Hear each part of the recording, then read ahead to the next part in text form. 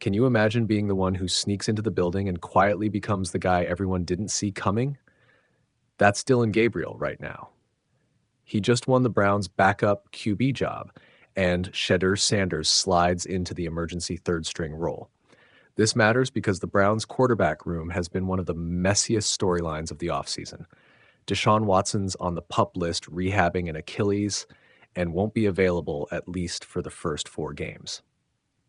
Joe Flacco is the starter, yes, but who's behind him matters a lot when injuries and momentum shift the season. Gabriel earned the job the old-fashioned way by performing when it counted in camp and preseason reps. Coach Kevin Stefanski put it plainly, it was an all-encompassing evaluation, and Gabriel checked the boxes. Gabriel's preseason line gives the snapshot: 25 for 37, 272 yards, 1 touchdown, 1 interception. That's not flashy, but it's steady, and Steph said Gabriel is getting better and better. He battled through a hamstring issue in camp too, which makes the win even sweeter. Meanwhile, Shedeur Sanders, a 5th-round pick who flashed in moments, will open the year as QB3 and be the emergency option for Week 1 against Cincinnati. That tells you the Browns saw enough upside to keep him around, despite some inconsistency in the preseason and a rough final outing against the Rams.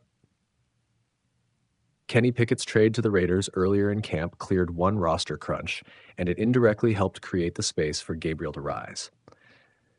The Browns front office chose to keep options and developmental pieces rather than cling to every veteran body. That's a theme this offseason. Roster flexibility matters more than sentiment. What does this mean for the Browns season? Short term. Short term. Having a reliable backup like Gabriel matters if Flacco gets nicked or needs rest. Long term, Shedeur staying on the roster gives the team the chance to develop his talent in-house without burning a roster spot on a more experienced, pricier backup. And with Watson sidelined, this QB room will be tested early.